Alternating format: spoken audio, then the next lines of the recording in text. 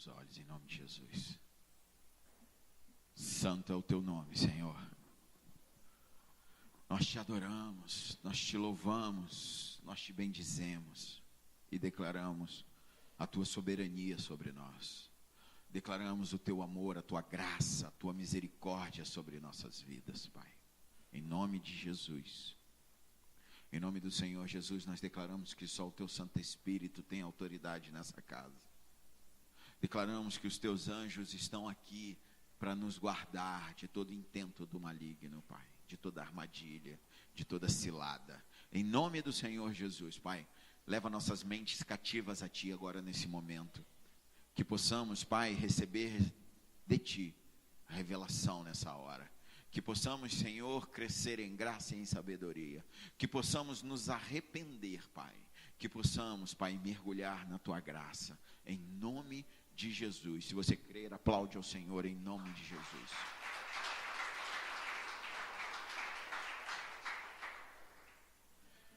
Amados, nós estamos vivendo um tempo difícil como igreja.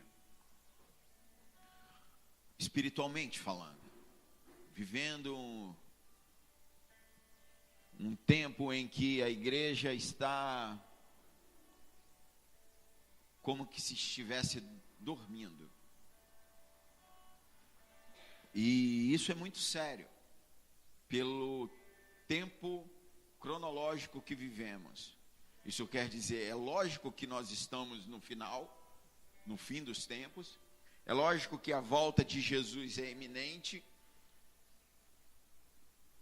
E a igreja não está, a igreja que eu falo não é a igreja bola de neve de Pão da Fruta, não. É a igreja como um todo, amém? A igreja de Jesus Cristo. Glória a Deus. Ela está desapercebida das necessidades e do que está acontecendo no reino espiritual. Nós estamos desvendando o Apocalipse, né, onde estamos mergulhando no fim, porque o Apocalipse é o fim, é a revelação do fim. Mas com isso, e com esse mergulho no Apocalipse, né, que na quinta-feira foi o capítulo 5, mas foi o capítulo 5 pregado, só que eu já estou lá no capítulo 14.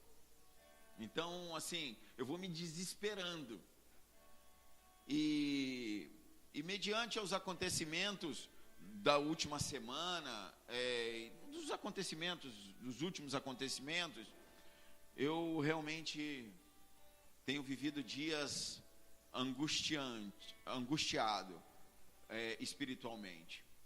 Por isso, abre a sua Bíblia no livro de Jeremias. Nós vamos dar uma pausa no Apocalipse. Ele volta na quinta-feira, capítulo 6 de Apocalipse. Mas hoje, Jeremias 2. Jeremias capítulo 2. Para você que anota, o título dessa mensagem é O Clamor Emocionado de Deus. O clamor emocionado de Deus. Jeremias capítulo 2. E é impressionante as semelhanças que há entre a vida de Jeremias e a vida de Jesus Cristo. E dando uma passeada rápida na Bíblia, eu encontrei algumas coisas que me chamaram muito a atenção. E percebi que os dois nasceram e cresceram em pequenos povoados, Jeremias em Anatote e Jesus em Nazaré. Os habitantes de Anatote, eles rejeitaram Jeremias e procuraram matá-lo. Da mesma maneira que os habitantes de Nazaré também rejeitaram Jesus. Os líderes religiosos foram os principais inimigos de Jeremias. A mesma coisa aconteceu com Jesus. Jeremias atacou o povo da época por causa da sua fé supersticiosa que o povo tinha no templo.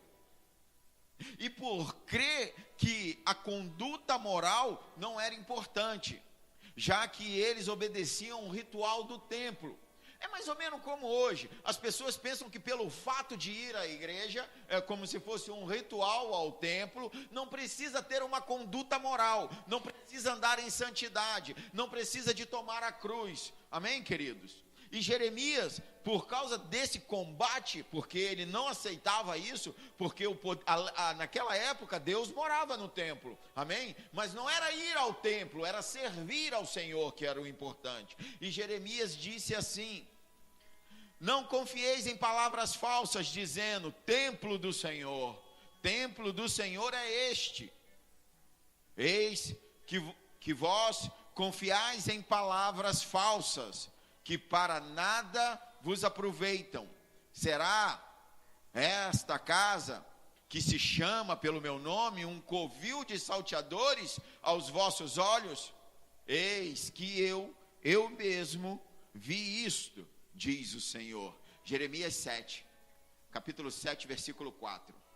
E Jesus, na sua época, ele diz assim: tendo entrado no templo, expulsou a todos os que ali vendiam e compravam. Também derrubou as mesas dos cambistas e as cadeiras dos que vendiam pombas. E disse-lhes: está escrito, a minha casa será chamada casa de oração, vós, porém, a transformais em um covil de salteadores. Mateus 21, 12.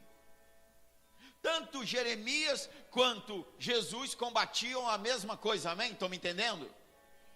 Não, gente, não confunde as coisas não. Fica em Jeremias 2, que eu vou ler lá. Eu estou dando a introdução, amém? Se liga no que eu falo aqui, que você vai entender tudo. Então, tanto Jeremias quanto Jesus combatiam a mesma coisa. Tanto Jesus quanto Jeremias estavam destinados a viver vidas solitárias. Tanto Jeremias quanto Jesus choraram por Jerusalém. Jeremias, ele diz assim: passou a cega, findou o verão, e nós não estamos salvos. Estou quebrantado pela ferida da filha do meu povo. Estou de luto, o espanto se apoderou de mim. Acaso não há bálsamo em Gileade? Ou não há lá médicos? Por que, pois, não se realizou a cura da filha do meu povo? O Senhor queira a minha cabeça se tornasse em águas, e os meus olhos em fontes de lágrimas. Então choraria de dia e de noite os mortos da filha do meu povo. Jeremias 8, 20. Isso é um lamento de Jeremias pela situação que está acontecendo em Jerusalém. E Jesus também, ele também chora. Ele diz em Mateus 23, 37, Jerusalém, Jerusalém, que mata os profetas e apedrejas os que te são enviados. Quantas vezes quis eu ajuntar os teus filhos, como a galinha ajunta os pintos debaixo das asas, e tu não quisestes. É muita semelhança. Tanto Jeremias quanto Jesus sabiam que a palavra final de Deus para o seu povo, tem alguém aqui que é povo de Deus? Aleluia. Que a palavra final para o seu povo não era de juízo, não era de condenação, mas era de uma aliança. A palavra que o Senhor tem para você nessa noite é de aliança, não é de juízo. A palavra que o Senhor tem para você nessa noite é de aliança, não é de juízo. O Senhor não veio aqui para te condenar nessa noite, Ele veio para fazer uma aliança com você, amém? Aleluia, glória a Deus. Jeremias disse assim, em Jeremias 31, 31, eis que vem dias, diz o Senhor, em que farei um concerto, em algumas traduções está aliança, um concerto novo com a casa de Israel e com a casa de Judá.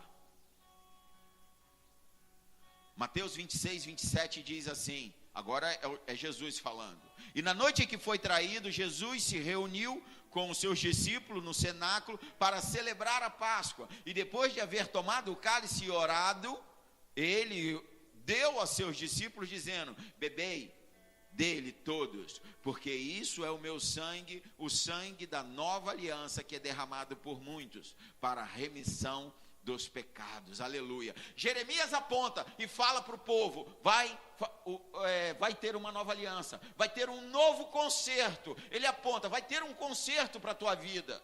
Não é uma palavra de juízo, é uma palavra de salvação. Aleluia. E depois Jesus cumpre a palavra em Mateus. É isso que está acontecendo aqui. Tomando conta dessas semelhanças, não é de se admirar que quando Jesus apareceu, quando Jesus estava aqui na terra, as pessoas, os judeus, pensavam que Jesus era Jeremias. Da mesma forma que as pessoas pensavam que João Batista era Elias. De tanta semelhança. Assim como Jesus veio para proclamar aos homens o amor de Deus e convocá-los a se voltarem para Deus, a se arrependerem, Jeremias também levanta os ouvidos da nação a clamar por Deus. E eu quero te dizer que nós, Igreja Bola de Neve, andamos debaixo de autoridade, de paternidade, e as nossas paternidades, elas liberam palavras proféticas sobre a igreja, sobre o nosso povo. E na última vez que eu estive na sede, foi julho, agosto? Não lembro agora. Julho. É em julho. Na última vez que eu estive na sede, o apóstolo Rina liberou uma palavra que é ela que está me conduzindo nesses dias, que está me conduzindo desde então. Se você por acaso quiser mais de Deus e quiser ouvir essa palavra, eu tenho ela gravada e te dou ela. Quem quiser, me procura, que eu vou te entregar essa palavra para que você possa ouvir. E eu quero dar continuidade aqui te dizendo que Deus, Ele sente saudade. Deus tem saudade. Jeremias capítulo 2, versículo 1 diz: Eis que a mim veio a palavra de Yahvé ordenando. A palavra do Senhor veio a Jeremias, e Jeremias vai falar o que o Senhor está falando. Vai, versículo 2, vai e proclama aos ouvidos de todos em Jerusalém o seguinte: eu me recordo bem do teu profundo e leal amor como minha noiva. Tem alguém aqui que é noiva do Senhor? Nos tempos da tua juventude, como recém-casados, estava apaixonado por mim, e me seguias pelo deserto, por terras áridas e ainda não semeadas. Até aí. Deus sente saudade dos tempos em que havia amor do povo por Ele. Do tempo em que se buscava ao Senhor por quem Ele é e não pelo que Ele pode dar. Do tempo em que se tinha prazer em estar na presença de Deus, em adorá-lo, em ir na casa do Senhor, simplesmente para estar na sua presença. Ele diz no versículo 2, eu me recordo bem do teu profundo e leal amor.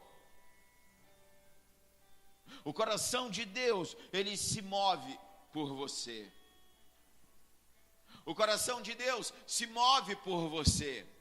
Ele tem saudade daquele tempo quando você o conheceu, quando você se afeiçoou a Ele, quando você se entregou a Ele.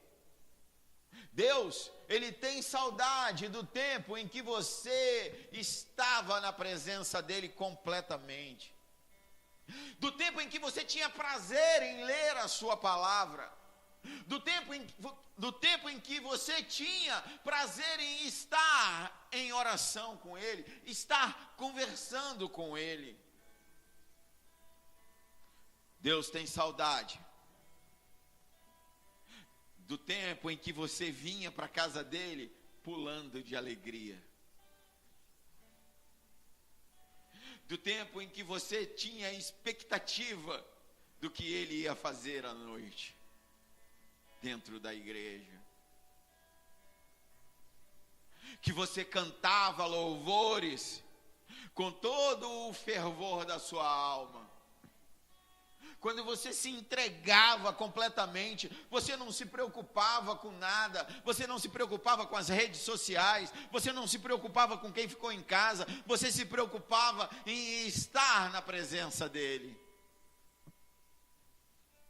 Deus tem saudade daquele tempo, quando o seu coração era totalmente dele, e você descansava nele, nas horas de aflições.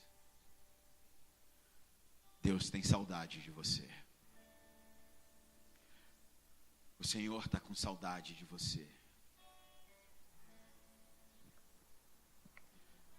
Deus tem saudade de quando você estava no primeiro amor. Naquele tempo você tinha amor leal a Ele. Naquele tempo, você estava maravilhado com a graça dele.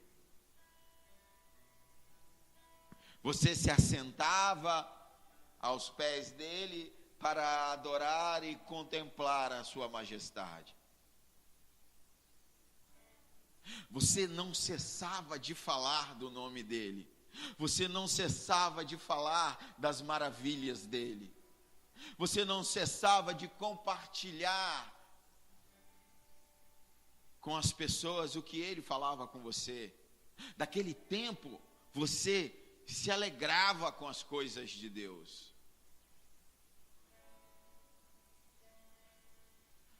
Hoje, as coisas não acontecem.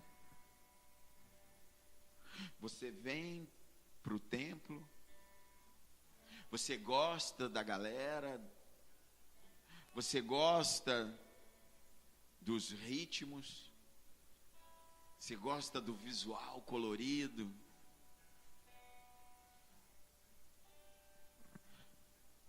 você apenas mantém um compromisso externo com Ele, mas o seu coração está frio. O ritual tomou o lugar da adoração. O templo, esse sistema que nós criamos, substituiu a comunhão com o Senhor.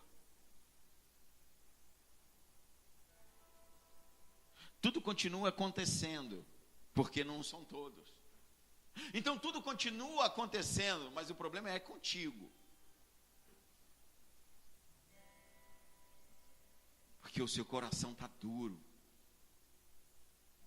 Sua vida já não é mais santa. Deus, Ele não é mais o prazer da sua alma. Você tem muita preocupação. São muitas preocupações tomando o lugar do Senhor.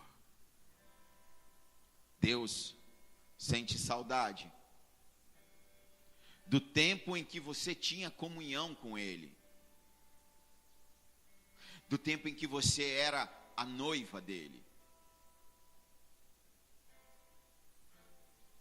Que você se preparava para estar com Ele. Que você ansiava pela hora que você ia encontrar com Ele. Que durante a tarde de domingo você gerava expectativa em orações, em adorações, pelo que Ele ia fazer com você. Quando você não perdia uma reunião de oração, como a que teve sexta-feira que tinha uma pessoa aqui. Como você tinha prazer com Ele, como você gostava de ouvir a sua voz, como que você gostava de ouvir os conselhos do Senhor para a sua vida, como que você não fazia nada sem se aconselhar com o Senhor, sem ouvir a sua voz, e Ele se alegrava com você, como um noivo se alegra da sua noiva. Deus tinha em você o seu prazer. Você era a menina dos olhos de Deus. Deus sente saudade do tempo em que você o seguia pelo deserto.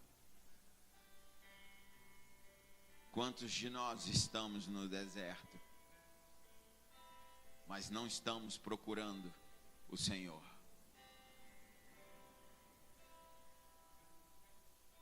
Andar com Deus era uma aventura. Seu coração confiava no Senhor, não duvidava. Foi assim que Ele tirou o povo do cativeiro. Foi assim que Ele te tirou do cativeiro e fez você mergulhar dentro de uma aventura pelo deserto, mas confiando no cuidado dEle, confiando no livramento dEle, confiando na providência dEle, na proteção dEle. Deus sente saudade de quando não havia rebeldia no seu coração, nem incredulidade, nem dúvidas. Quantos de nós aqui nessa noite temos rebeldia, incredulidade e dúvidas em nossos corações? Deus sente saudade do tempo em que você era consagrado a Ele. Não importa como você entrou aqui, importa como você vai sair daqui. Importa como você vai sair daqui. Versículo 3. Ora, Israel, meu povo, era sagrado para Yahvé, com as primícias da sua colheita. Todos aqueles que se atreviam a devorá-los eram considerados agressores e culpados. E, portanto, a desgraça os perseguia até puni-lo. Palavra do Senhor.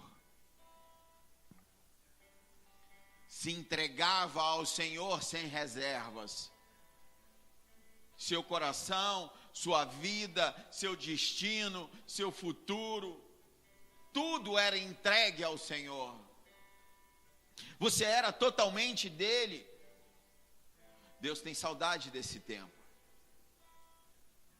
porque Ele era o seu maior tesouro, Ele era a sua maior riqueza, Ele era a sua maior alegria, a sua grande recompensa. Deus tem saudade desse tempo, porque nesse tempo Deus tinha profundo zelo pela sua vida. Tocar em você era tocar na menina dos olhos de Deus. Aquele que declarasse guerra contra você, declarava-se guerra contra Deus, porque Ele andava na sua frente para lhe defender. Ele tirava os seus inimigos, Ele guerreava as suas guerras, Ele confundia a mente dos seus inimigos, porque a sua confiança não estava na sua força, nem na sua riqueza, nem na sua inteligência, nem nas suas habilidades, nem no seu talento, mas ela estava no Senhor. A sua confiança precisa estar no Senhor. No Senhor, não importa o quem você é, ou o que você sabe fazer, ou o que você pode fazer, a tua confiança precisa estar no Senhor. Você confiava nele, e Deus defendia você. Sua caminhada com Deus era uma aventura prazerosa. depois de Deus ter saudade de você, ele lamenta. Versículo 4.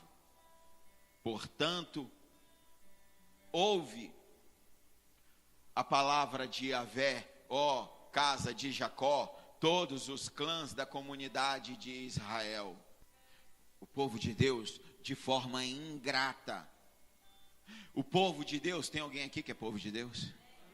O povo de Deus, de forma ingrata, abandona ele. O povo de Deus abandona ele no que diz respeito à redenção. Versículo 5: assim diz o Senhor: o que encontraram os vossos pais de injusto em mim, ou em minhas atitudes, para que se afastem da minha pessoa e participem em busca do nada, do vazio, tornando-se eles mesmos nulos e sem sentido. Ora, eles me questionaram: aonde está Yahvé, que nos fez sair da terra do Egito e nos conduziu pelo deserto, por uma terra de estepes e barrancos, por uma terra seca e de trevas, por uma terra que ninguém atravessa, na qual o ser humano não tem condições de viver. Noiva do Senhor se tornou infiel. A noiva do Senhor traiu o Senhor com seus amantes e se afastou do amado das suas almas. E qual é a causa da infidelidade? A causa da infidelidade não está no noivo, mas está na própria infidelidade do seu povo. O povo é infiel. Deus tirou o povo do Egito, que vivia escravizado, debaixo do chicote, algemado, opresso. Liberta o povo. Leva o povo pelo deserto. Lá no deserto, aquele povo tem a oportunidade de ver a glória de Deus. Era nuvem para proteger do sol, era coluna de fogo para aquecê-los à noite, era um maná todos os dias de manhã. E o Senhor conduzia o povo. Mas o povo esqueceu de tudo. Esqueceu da onde o Senhor o tirou e do que o Senhor já tinha feito com cada um de nós. Deus nos tirou do império das trevas. O Senhor nos tirou das garras de Satanás. Quantos de nós vivia no Egito? Quantos de nós vivia acorrentado ao pecado? Quantos de nós vivia na prostituição, na droga, na mentira, na calúnia, na difamação, em todos os tipos de cadeias? E Ele nos arranca de lá, nos dá uma nova vida e nos supre de todas as necessidades. Perdoou os nossos pecados, nos redimiu, nos vestiu com vestes de santidade e justiça, para que possamos entrar na sua presença com liberdade. Nós éramos escravos e Ele nos amou. Mas muitos de nós hoje trocamos o Senhor por outros deuses.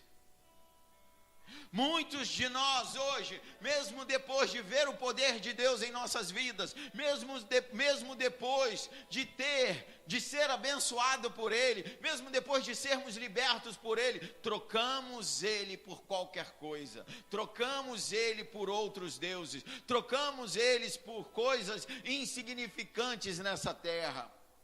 O povo de Deus, de forma ingrata, o abandona.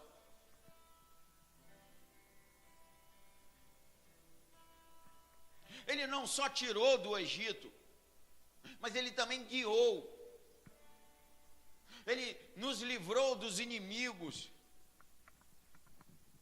nos sustentou, teve providência, provisão. O maná era todos os dias, ninguém passava fome, ninguém ficava doente.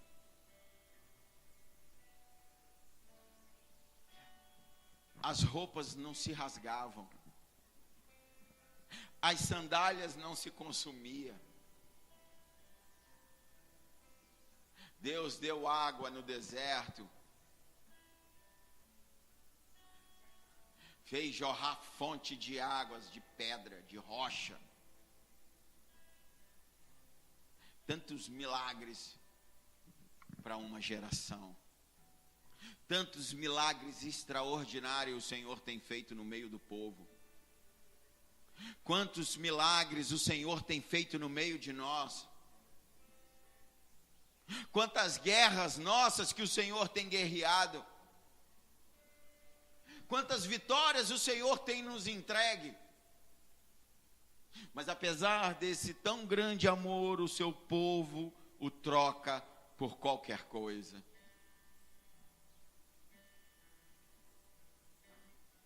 Ele tem nos dado a vida.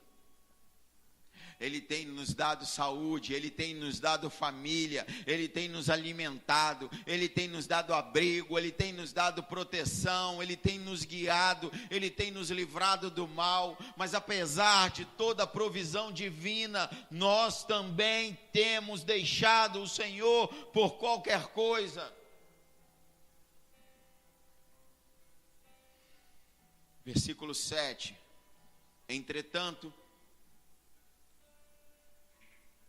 eu vos trouxe para uma terra fértil, a fim de que alimentasses e aproveitasses de todos os bons frutos e bens. Contudo, vós adentrastes e profanastes a minha terra, e tornastes a minha herança abominável. Deus liberta o povo do Egito, atravessa eles no deserto, coloca eles dentro de Canaã, para se alimentar e para aproveitar de todos os bons frutos da terra. Deus foi fiel nas promessas que Ele fez. A terra, aquela terra de Canaã, não foi conquista do povo, foi presente de Deus. Tem muita coisa na tua vida que você tem porque Deus te presenteou. Não foi porque você é merecedor, não foi porque você batalhou, não foi porque você conquistou com o esforço das tuas mãos, foi porque o Senhor permitiu. Você tem muito mais do que você merece. Você tem muito mais do que você merece.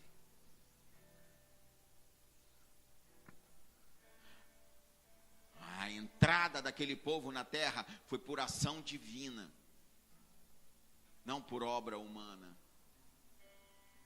O que você tem, ou o que você sabe, ou o que você pode hoje, é pela graça do Senhor na tua vida.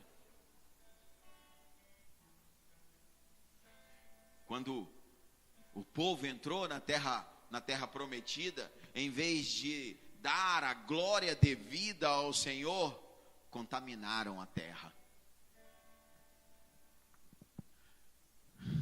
E o que você tem feito com as bênçãos que o Senhor tem te dado? Você tem exaltado o Senhor com a tua vida? Ou você tem contaminado a terra? Ou você tem sido motivo de escândalo, de chacota no meio do povo? Em vez de ser luz entre as nações, corromperam-se junto com as outras nações. Israel entrou ali para mostrar para todo aquele povo que estava à volta, todos os povos que estavam à volta, que havia um Deus, que há um Deus. Mas ao contrário disso, o povo de Israel se corrompe junto com os outros povos. Não é isso que nós temos feito. Em vez de andarmos como tocha, como foi pregado ontem lá em Ulisses, temos sido influenciados pelos outros. Temos sido influenciados pela cultura do mundo, temos sido influenciados pelas tradições, temos sido influenciados. A igreja está sendo influenciada pelo mundo, quando ela foi chamada para influenciar o mundo. A igreja foi chamada para ser sal e luz. Isso quer dizer andar por essa terra, chamando a atenção daqueles que não conhecem Jesus, para que eles possam ver Jesus em nós. Como eu falei ontem, nós somos o 5º evangelho, aquele que o teu vizinho lê. Você é a parte da Bíblia que o teu vizinho lê. Ele não conhece Bíblia, ele não sabe nada, mas ele sabe que você é crente, ele sabe que você é temente a Deus. Então o que você faz, reproduz para ele a palavra de Deus. Que palavra você tem pregado? Que palavra você tem pregado nesse mundo? O povo de Deus, de forma ingrata, abandonou ele por causa da corrupção da própria liderança. Líderes corruptos. Versículo 8. Os sacerdotes não indagaram por Idavé. Isso quer dizer, não clamaram ao Senhor. Os intérpretes da Torá, lei, a manutenção das ordenanças, nem me reconheceram, e os líderes do povo se rebelaram contra a minha pessoa. Os profetas pregaram em nome de Baal, seguindo deuses imaginários e inúteis. Seguindo deuses imaginários e inúteis.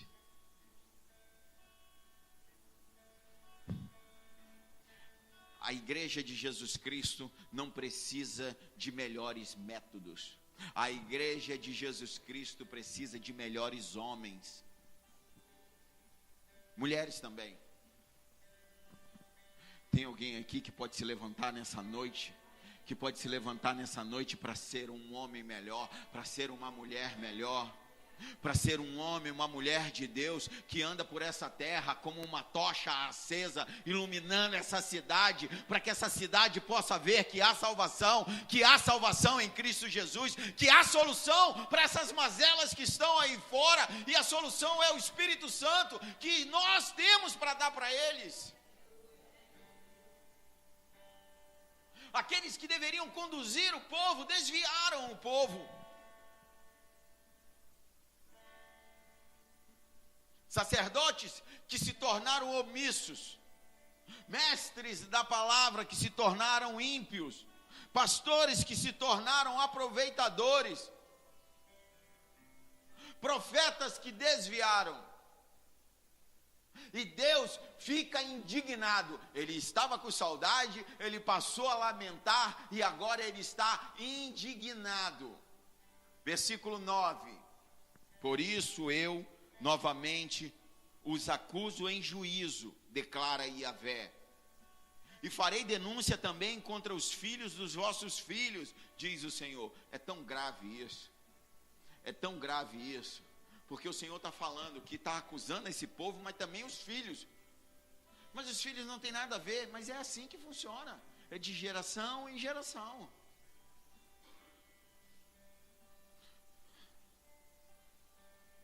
O povo de Deus aqui, ele se torna mais infiel do que o próprio ímpio, do que o próprio pagão, aquele que não conhece a palavra. Versículo 10. Atravessai, pois, o mar até o litoral da ilha de Quitim, Chipre, e vede, mandai inquirir aos beduínos em Quedar, Arábia, e considerai atentamente, observai se já aconteceu na história dos povos algo assim. Acaso a notícia de alguma nação tenha trocado seus deuses, e eles na realidade nem sequer deuses são. Contudo, o meu povo trocou a minha glória por um punhado de deuses nulos e inúteis. O povo de Israel tem contato com Deus Todo-Poderoso. É liberto pelo poder de Deus, atravessa o deserto pelo poder de Deus, entra na terra prometida pelo poder de Deus, tem um relacionamento de intimidade com o poder de Deus, mas porque vê as outras nações que servem a deuses inúteis, nulos, e Deus fala assim: vai lá e vê se eles trocam os deuses inúteis deles. Vai lá e vê se eles trocam os deuses inúteis deles.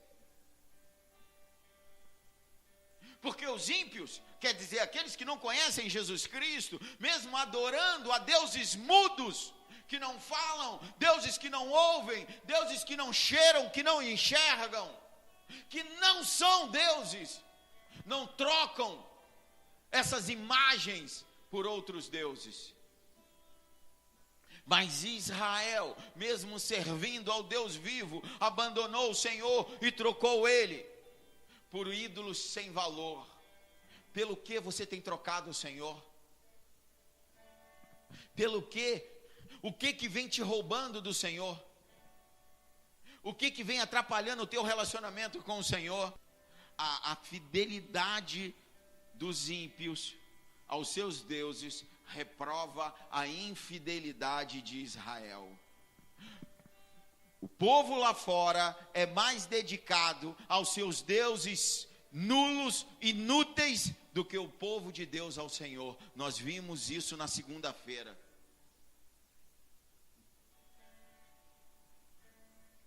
Um grupo de milhares adorando uma imagem. E o povo que tem Jesus Cristo, meia dúzia.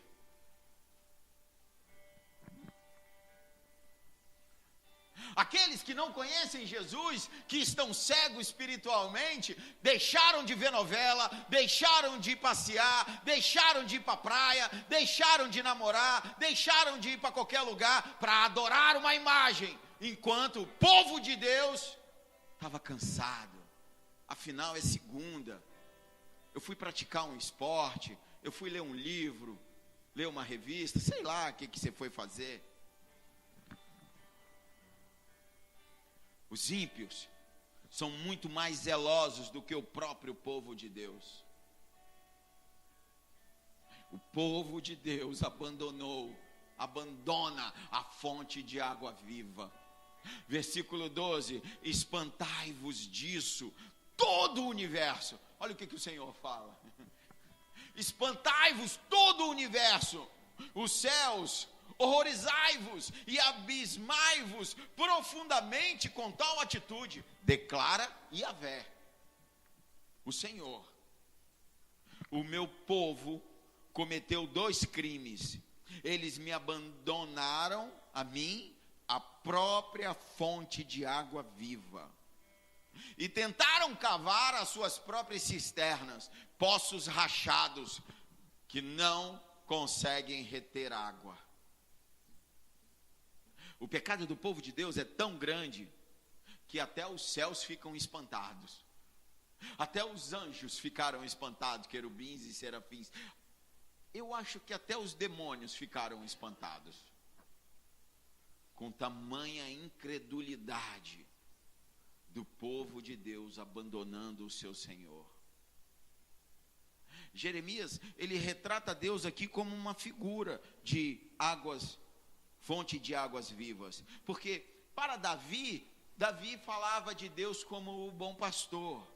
Moisés falava de Deus como o fogo que consome, e Jeremias falava de Deus como a fonte de águas vivas. Deus é a fonte de águas vivas, de nossa água, da água que precisamos. Nós, se nos afastarmos de Deus, morremos.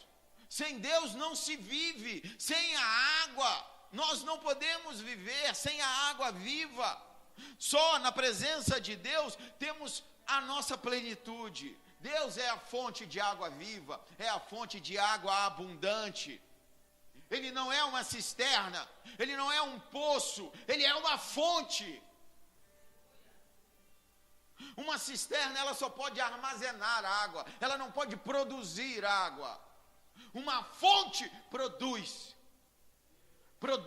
água, é interminável, produz uma água corrente, inesgotável, água viva, uma água limpa, que flui abundantemente. É isso que Cristo te oferece. É isso que Cristo te oferece. É isso que Cristo tem para você. Quem nele crê, jorrará uma fonte de água viva em você. Quem nele crê nunca mais terá sede. Rios de águas vivas fluirão do seu interior. Isso quer dizer vida e vida em abundância que o Senhor tem para você. Mas o povo de Deus resolveu cavar cisterna rachada, que não retém água. E mesmo se retesse aquela água parada, ia morrer. Deus é um manancial de águas vivas que o seu povo insiste em abandonar. Quantos de nós temos trocado a fonte de água viva? Quantos do povo de Deus têm sido atraído por cisternas de pecado? Quantos do povo de Deus têm sido atraído para se afastar de Deus, da fonte de água viva, pelo mundo? Cisternas rachadas. Miqueias 6:3, ele fala: povo meu, que tenho feito? Porque te enfadas de mim? Responde-me. Isso é Deus perguntando: povo, por que você se cansa da presença? Por que você se cansa de me buscar?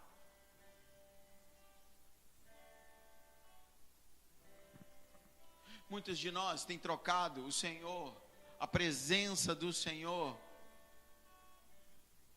pelo prazer da carne, pelo prazer do dinheiro,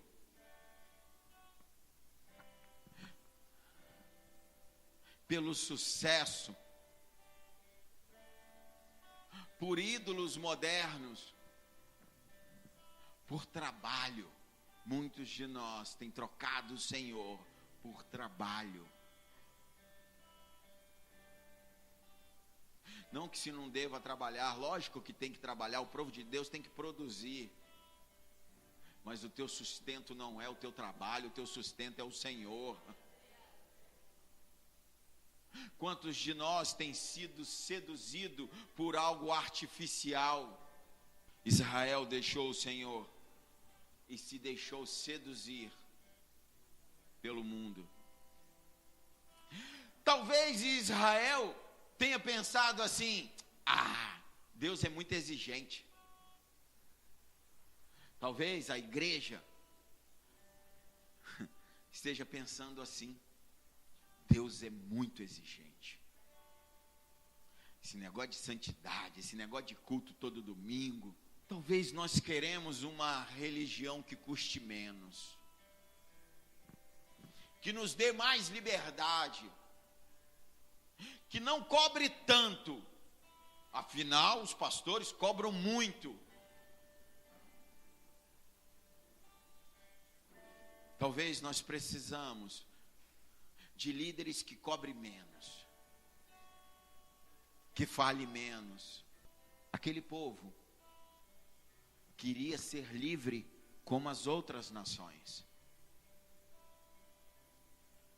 Talvez alguns dentro da igreja estejam querendo ser livre como os do mundo, fazendo as coisas sem consciência pesada, pecando sem drama, numa falsa liberdade de que a fornicação provoca, de que a droga provoca, numa falsa liberdade de que o pecado sugere. Talvez o povo de Deus queira trocar a verdade de Deus pelas mentiras dos ídolos, alimentando-se do pó, em vez de beber água da fonte. Porque quem trocar o Senhor por cisternas vai morrer de sede. Só o Senhor tem a água da vida. Só o Senhor tem a água da vida.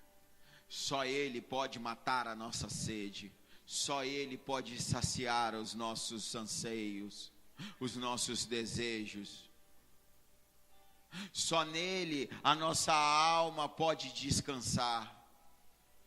Só Ele pode nos satisfazer. Eu não sei do que Satanás está te oferecendo lá fora, mas o Senhor tem muito mais para você aqui dentro.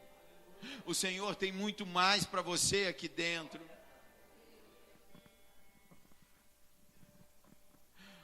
É um lamento do Senhor nessa noite.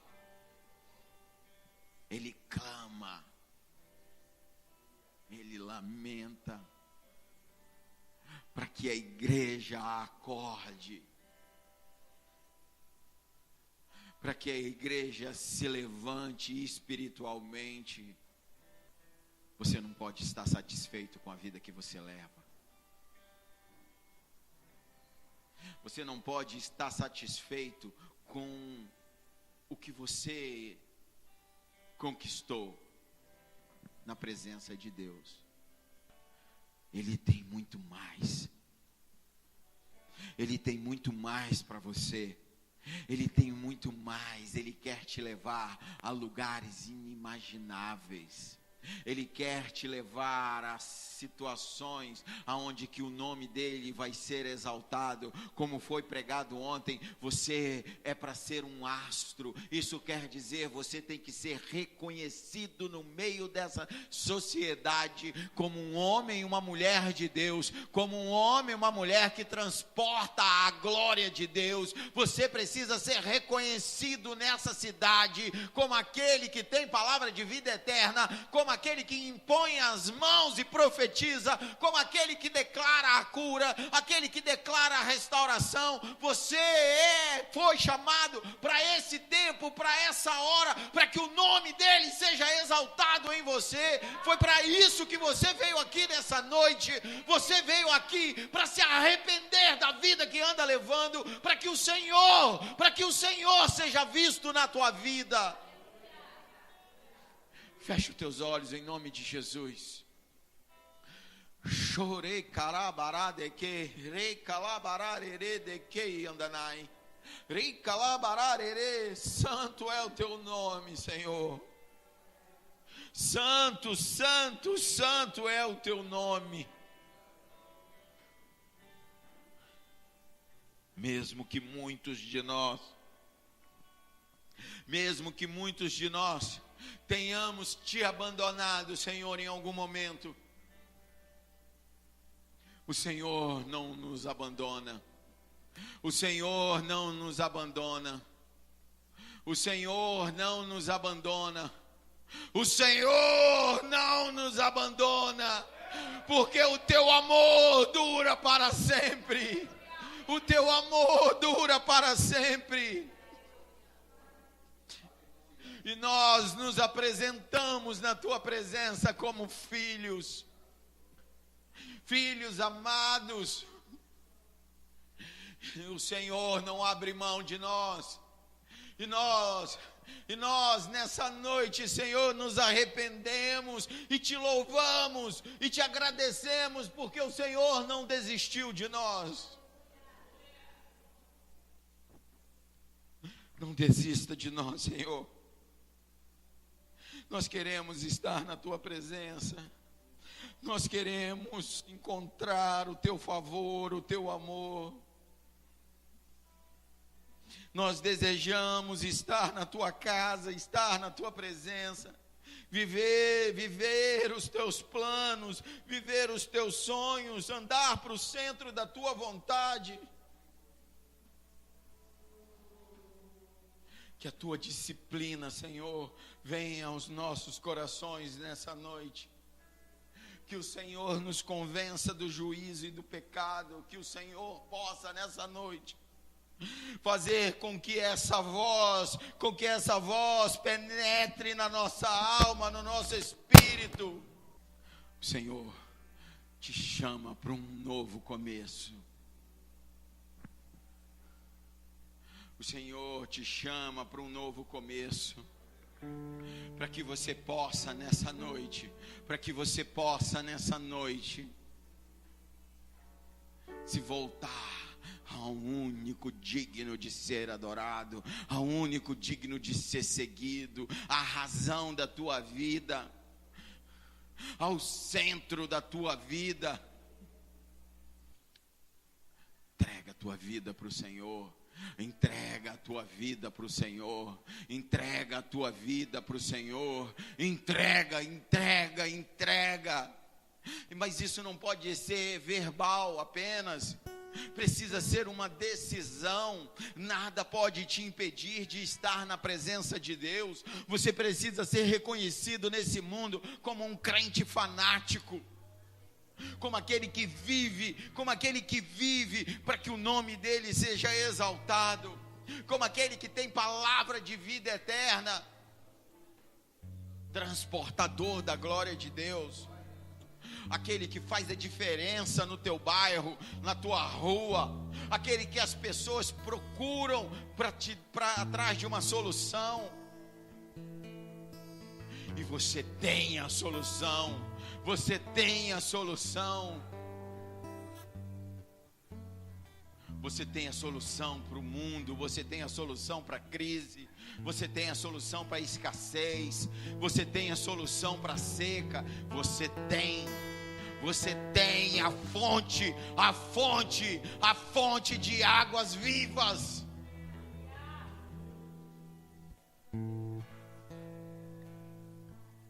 A palavra não é de juízo, a palavra não é de condenação, a palavra é de aliança, de um conserto.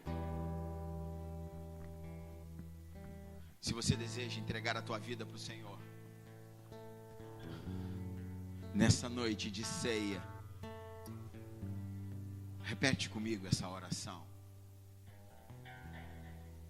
Senhor Jesus, eu me arrependo de não te ouvir, de não te procurar, de me iludir e de me perder pelo mundo. Nessa noite eu reconheço e te aceito como meu único e suficiente Senhor e Salvador da minha vida. Perdoa, Senhor, os meus pecados, até aqueles que eu não lembro. Perdoa, Senhor, e escreve o meu nome no livro da vida. Aleluia. Pai, em nome do Senhor Jesus, aqui estão aqueles que se rendem a Ti nessa noite. Em nome do Senhor Jesus, nós como igreja os recebemos, Pai. Em nome do Senhor Jesus, termina a boa obra que o Senhor começou nessa noite. Que a Tua luz, que o Teu poder, que a Tua fonte de água viva seja vista na vida dos meus irmãos. Em nome do Senhor Jesus, como servo e sacerdote, eu abençoo cada uma dessas pessoas que Te aceitaram nessa noite. Em nome de Jesus. Queridos, nós vamos ceiar nessa noite. Isso quer dizer compartilhar da mesa do Senhor. Não importa como você entrou aqui, importa como você vai sair daqui. Se rende a Ele. O Senhor falou que tem saudade de você, que tem saudade Talvez você que nunca conheceu Jesus Cristo, Ele tem saudade de você, do tempo em que você vivia com Ele no céu. Mas isso é uma outra pregação. Mas você que se afastou do Senhor,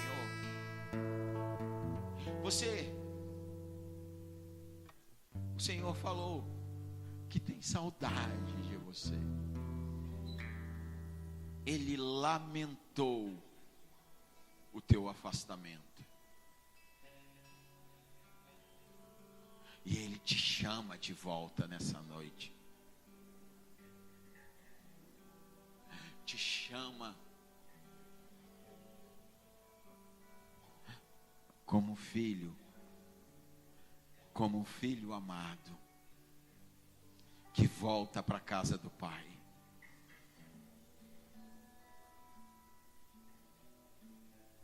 Nós vamos ceiar. E eu quero incentivar a todos.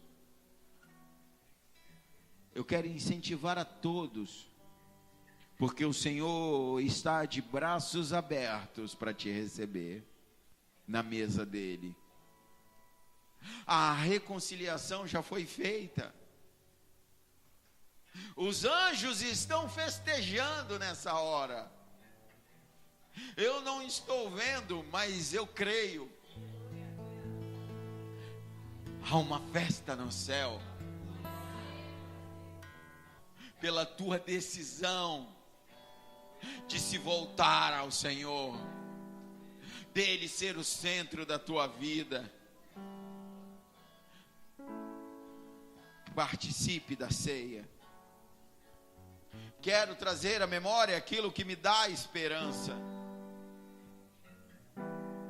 A ceia do Senhor é uma cerimônia que tem esse objetivo: trazer à lembrança a importância do sacrifício de Jesus.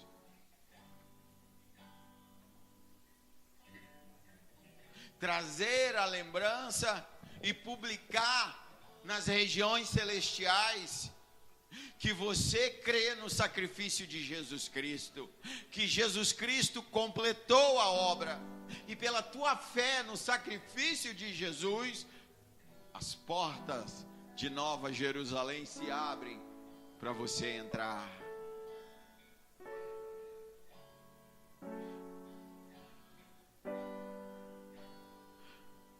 Primeira Coríntios 11, 27. Portanto, todo aquele que comer do pão e beber do cálice do Senhor indignamente será culpado de pecar contra o corpo e o sangue do Senhor. Examine-se o homem a si mesmo, e então coma do pão e beba do cálice. Pois quem bebe e come sem discernir o corpo do Senhor, come e bebe para sua própria condenação. Por isso há entre vocês muitos fracos e doentes. Vários já dormiram. Mas se nós nos examinássemos a nós mesmos, não receberíamos juízo.